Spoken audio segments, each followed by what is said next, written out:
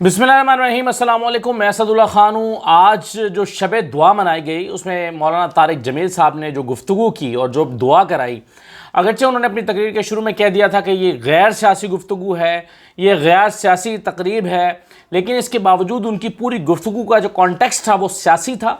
हुक्मरानी से मुतल्लिक था, करप्शन से मुतल्लिक था, गैरों की या जो आलमी ताकतें हैं उनकी ग़ुलामी कबूल करने या ना कबूल करने से मुतल्लिक था, उस पर अल्लाह के अहकामात से मुतल्लिक था। तो उनकी जो गैर सियासी तकरीर थी उनके बकौल, उसमें उन्होंने कम अज़ कम 15 के करीब या इससे ज़ायद मरतबा जो है उन्होंने पाकिस्तान के हुक्मरानों को नाम लिए बग़ैर मुखातिब किया। कहीं शहबाज शरीफ को मुखातिब किया, कहीं ख्वाजा आसिफ को मुखातिब किया, कहीं मजमूई तौर पर अपोजिशन को मुखातिब किया, कहीं हमारे निज़ाम को मुखातिब किया, कहीं अदलिया को मुखातिब किया। और उन्होंने कई जगह पर वाज़ेह तौर पर जो है वो इस पर अपने ख़यालात का इजहार किया। मैं इस पर आने से पहले एक और चीज़ पर कमेंट करना चाहता हूँ मुख्तसरन, और वो है जो हम मदीना में आज जो विजुअल्स हमारे पास मुसलसल पिछले कुछ घंटे से तवातुर से आ रहे हैं, जहाँ पर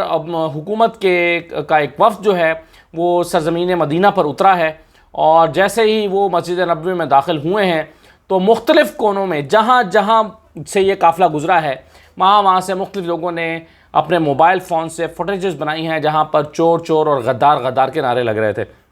इसमें वाज़े तौर पर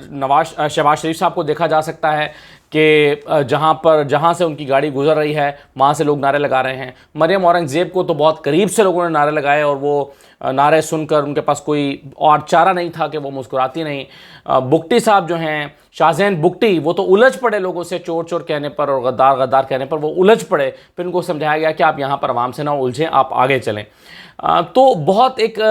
मुश्किल सूरत हाल का सामना करना पड़ा है लोगों को। मैं समझता हूँ कि ये जो जिस सूरत हाल का सामना इन्हें करना पड़ा है सरज़मीन मदीना में, और एक पाक सरज़मीन में जिस सूरत हाल का सामना करना पड़ा है, ये मेरा ख़्याल है घाटे का सौदा किया है। क्योंकि अगर आप इस कीमत पर इक़्तिदार हासिल कर रहे हैं कि लोग आपके बारे में ये राय रखते हैं और आपका इस सरज़मीन पाक पर भी चलना मुश्किल कर रहे हैं और आपका पीछा कर रहे हैं चोर चोर के नारों से, तो मेरा ख़्याल है कि ये सब लोगों ने मिलकर हुकूमत बनाई है, ये फ़ैसला गलत हो गया है।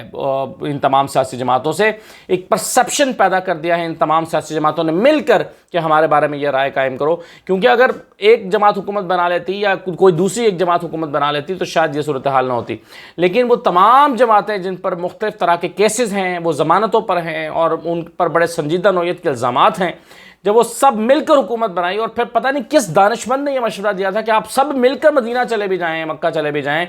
पता नहीं ये किसने मशवरा दिया था, भैया आपने उम्रा करना है तो आप अकेले अकेले चले जाएं, लेकिन सब मिलकर ना जाने क्यों चले गए हैं उम्रा करने के लिए, और वहाँ पर फिर जो है लोगों ने अपने गुस्से का इजहार किया है। तो मैं ये समझता हूँ कि थोड़ा सा इस कीमत पर इक़्तिदार हासिल करने का फ़ैसला जो है ये थोड़ा सा महंगे का सौदा मुझे लग रहा है, जो हुकूमत से या अपोजिशन की तमाम जमातों से जो अब हुकूमत में आ गई हैं उनसे हो गया है। बहरहाल ये काबिल अफसोस मनाज़र हैं जो हमें मदीना से देखने में मिल रहे हैं। हर शख्स वहाँ पर इबादत करने के लिए जाता है, कोई सरकारी ख़जाने से जाता है, कोई ज़ाती जेब से जाता है, कुछ सरकारी जो है वो ओहदे का इस्तेमाल करते हुए जाता है, अलग बात है, लेकिन हर शख्स जो है वो इबादत की नीयत से वहाँ पर जाता है, और वहाँ पर जाकर उसका क्या इबादत में दिल लगेगा उसको हर जगह अगर चोर चोर के नारे सुनने को मिल रहे होंगे। तो बहरहाल मैं तो बड़ा एक बल्कि तरस आ रहा था मुझे उन तमाम लोगों पर जो ऐसी सूरत हाल को फेस कर रहे थे।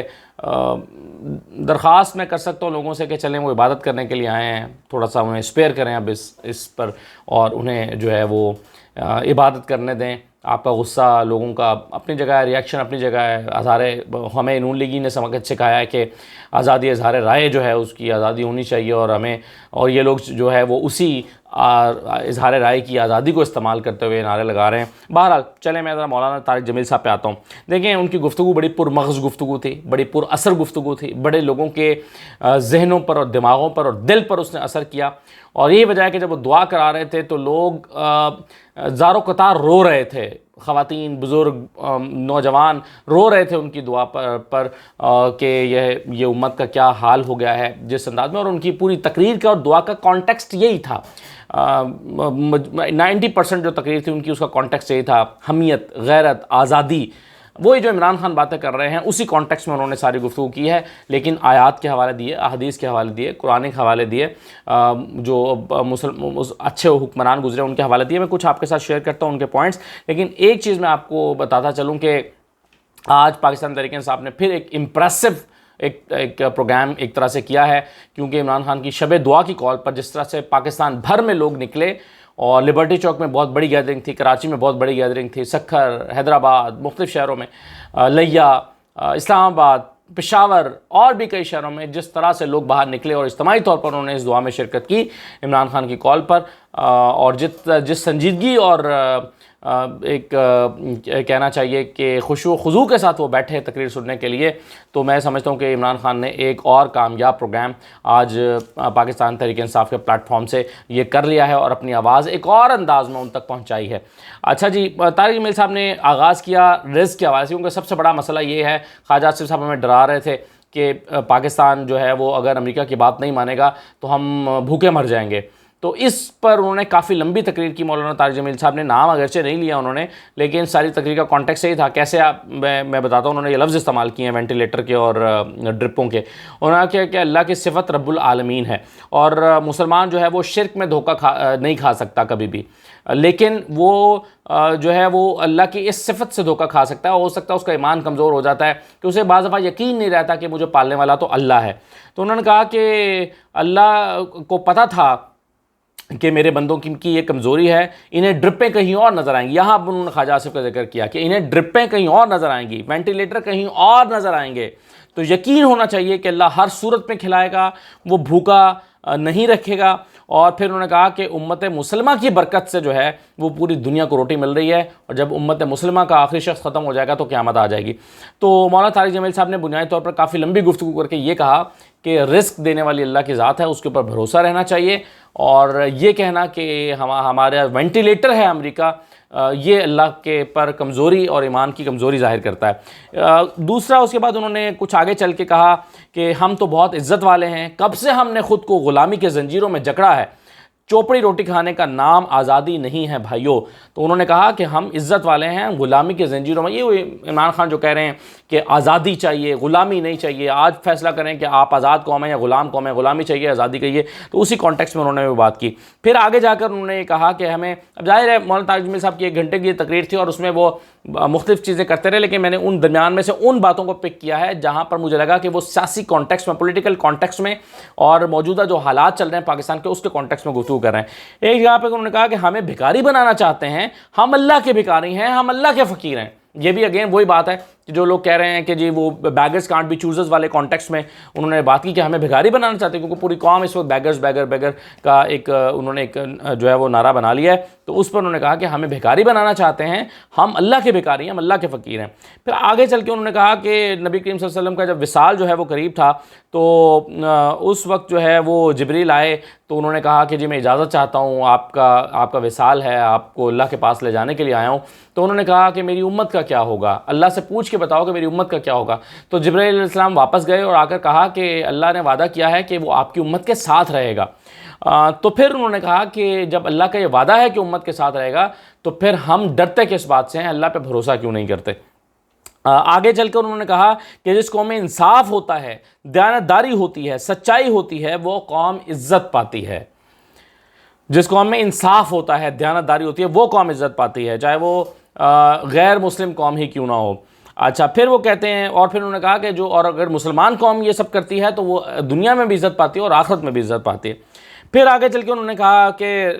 مجھ سے ایک پارس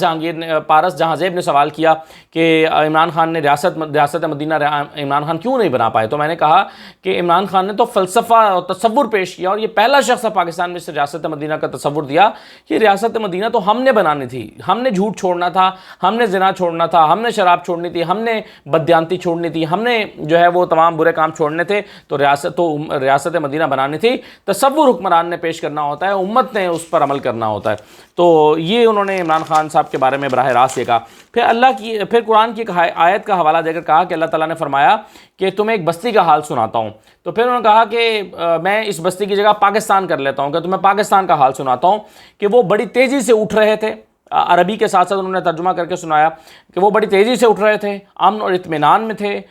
رزق آسان تھا، زمین خزانے اگلتی تھی، آسمان پانی برساتا تھا،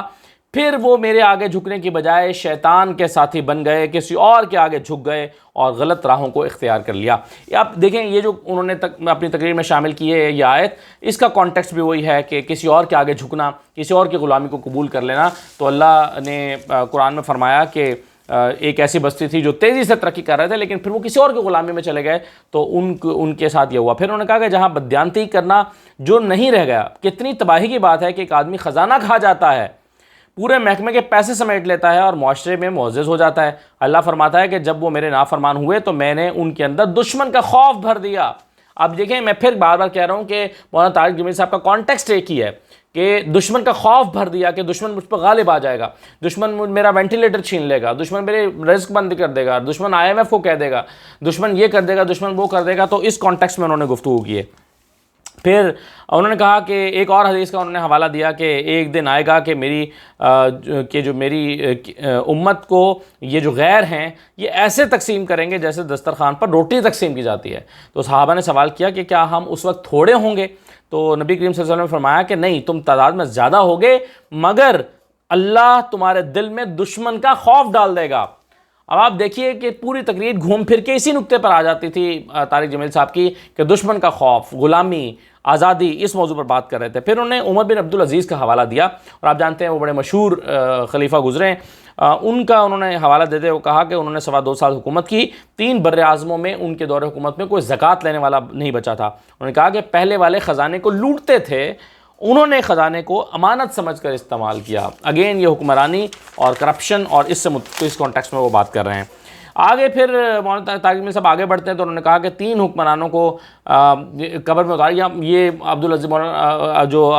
عمر بن عبدالعزیز ہیں انہی کے زمانے کی وہ بات بتا رہے تھے کہ اس وقت 3 حکمرانوں کو قبر میں اتارا گیا تو ان کے چہرے سیاہ ہو گئے، اور جب اتر کر دیکھا تو چہرہ ان کا دوسری طرف مڑ گیا تھا، قبلے سے دوسری سائڈ پر مڑ گیا تھا اور چہرہ سیاہ ہو گیا تھا۔ اور پھر انہوں نے کہا کہ ان کا قصور یہ تھا کہ وہ ظالم تھے، بددیانت تھے، قومی خزانے کو ذاتی ملکیت کے طور پر انہوں نے استعمال کیا۔ اب وہ ڈرا رہے ہیں ایسے حکمرانوں کو جو کرپشن کرتے ہیں، جو مال لوٹتے ہیں، قومی خزانے کو لوٹتے ہیں، ایسے حکمرانوں کے بارے میں انہوں نے کہا کہ ان کا قبر میں اتارا گیا تو ان کا چہرہ، تو انہوں نے کہا کہ سب کچھ دنیا نہیں ہے، آخرت بھی تو ہے بھائیو، آخرت میں بھی تو جانا ہے۔ پھر آگے بڑھ کے انہوں نے ججز کے حوالے سے یا قاضی کے حوالے سے بات کی۔ انہوں نے کہا کہ اللہ ان ججز سے بھی پوچھے گا، ان قاضیوں سے بھی پوچھے گا کہ بتاؤ، ان کے ہاتھ اوپر باندھ دے گا اور پھر پوچھے گا کہ بتاؤ کتنے فیصلے کیے اور کتنے انصاف سے فیصلے کیے، کتنے انصاف سے کام لیا۔ اگر وہ اپنے اس جواب پر کھرے اتریں گے تو ان کو جنت میں داخل کرے گا، وگرنہ ان کو اسی طرح بندے ہاتھوں کے ساتھ دوزخ میں پھینک دے گا۔ اس کے بعد دعا کا مرحلہ آیا۔ مولانا طارق جمیل صاحب نے کہا کہ میں دعا کراتا ہوں، اور پھر انہوں نے کہا کہ دعا کا مطلب بتایا کہ دعا کیا ہے۔ انہوں نے کہا دعا بھیک مانگنا ہے، دعا اللہ کے فیصلے کو، تقدیر کو بدل سکتی ہے۔ اور انہوں نے کہا کہ دعا بھیک مانگنا ہے، ہم بھیک مانگیں گے مگر غیروں سے نہیں مانگیں گے، اللہ سے مانگیں گے۔ اللہ سے مانگنا عزت ہے، غیروں سے مانگنا ذلت ہے۔ اب میں پھر وہی کہہ رہا ہوں کہ طارق جمیل صاحب کی پوری تقریر جو ہے وہ ایک خاص کانٹیکسٹ میں تھی اور اسی کانٹیکسٹ میں انہوں نے بات کی۔ پھر انہوں نے کہا کہ پھر اللہ سے دعا کرتے ہوئے انہوں نے کہا کہ تو نے یہ دیس دیا تھا، محمد علی جناح تیرا ایک نیک بندہ تھا، اس نے کہا، اس کی میں تقریر سن رہا تھا کہ اس نے کہا کہ آپ آج سے آزاد ہیں، تو آج ان کی روح کو بتاؤ اللہ، اے اللہ آج ان کی روح کو بتاؤ کہ ہم آزاد نہیں ہیں، ہم زنجیروں میں جکڑے ہوئے ہیں، ہماری یہ فریادیں اور رونا دھونا ہمارے نبی تک پہنچا دو۔ پھر انہوں نے کہا، گڑ گڑاتے ہوئے روتے ہوئے یہ سب باتیں انہوں نے کی، اور پھر انہوں نے کہا کہ یا اللہ اپنے حبیب کی امت کو غیور اور غیرت مند بنا دے، غیرت مند، ہم تمہارے غلام ہیں کیا؟ یہ اس کانٹیکسٹ میں وہ بات کر رہے ہیں۔ پھر انہوں نے کہا کہ یا اللہ ہمارا نظام عدل ٹھیک کر دے۔ تو دیکھیے آخری 2 پوائنٹس میں پہلے دے لوں پھر میں اس کو کنکلوڈ کرتا ہوں۔ انہوں نے کہا کہ سیاسی جماعتوں کو یا اللہ دعا میں کہہ رہے ہیں یا اللہ سیاسی جماعتوں کو شعور عطا فرما، جو تیری امت کو صحیح چلا سکتا ہے اس کے حوالے فرما، ہمیں نااہلوں کے حوالے مت کرنا۔ پھر آخر میں انہوں نے کہا کہ جو بھی اس ملک کے لیے بہتر خدمت کر رہا ہے یا اللہ اس کی غیب سے مدد فرما،